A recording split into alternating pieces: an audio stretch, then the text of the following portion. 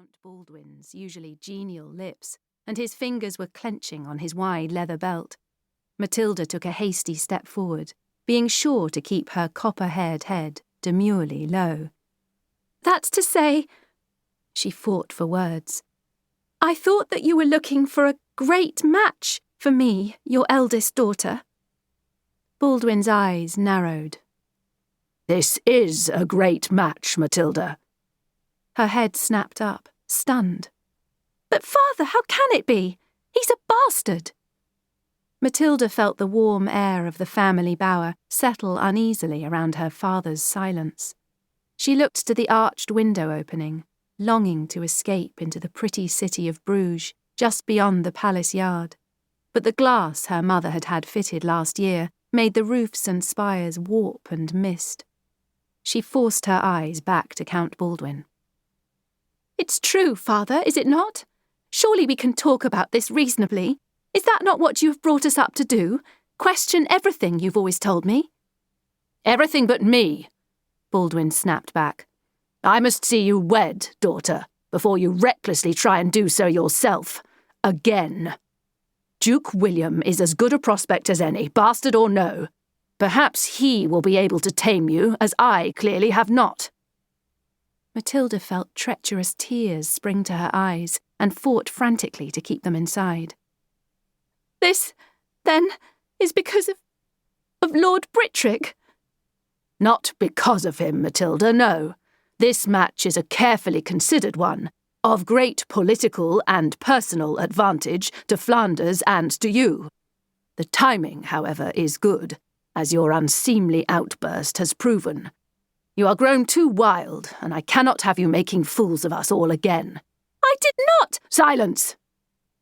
Mathilda ground at the rushes on the oak floor, furiously crushing a sprig of rosemary beneath her toe. She had not grown wild.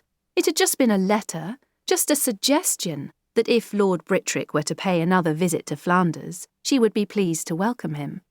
She hadn't actually said that she'd marry him.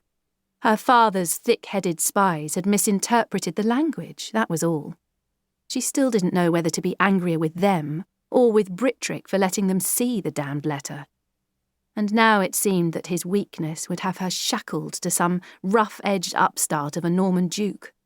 She crushed another sprig of rosemary, then forced herself to look up again. "I do not question you, father. Merely ask for a little more detail. You have always told me that I have royal blood, and must not let it be joined to a man with any less, and yet—" "And yet, Mathilda, royalty can be won as well as inherited." "No, it cannot," Mathilda countered. "A crown can be won, perhaps, but blood cannot be changed." Count Baldwin looked to the elegantly painted rafters and sighed. "Whose idea was it to educate these girls?" he demanded, his sharp eyes suddenly fixing on his wife, Adela, who had been watching the exchange with the same quiet, dignified interest with which she approached everything.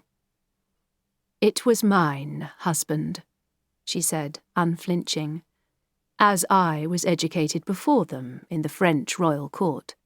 Education gives women finesse and makes them useful helpmeets to their husbands." "And defiant daughters to their fathers," Baldwin countered. "I've never heard the like of it. Refusing a husband who has been carefully and lovingly chosen. Speak to her, Adela." Mathilda turned deliberately to her mother. This would be interesting, for Adela was fiercely proud of her French royal blood, and had brought her girls up to believe in breeding and lineage. "You would see me, mother, wed to a bastard duke of a province barely 100 years old?" "Mathilda!" Baldwin growled, but Mathilda kept her eyes fixed on Adela, who had turned an entertaining shade of plum. "Duke William," she said carefully, "cannot help on which side of the sheets he was born." "Ha!" Baldwin crowed delightedly, eliciting a nervous squeak from the third woman in the room.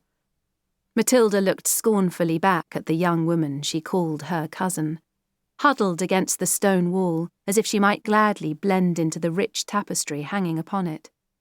Judith was 2 years younger than 18-year-old Mathilda, but sometimes seemed half her age.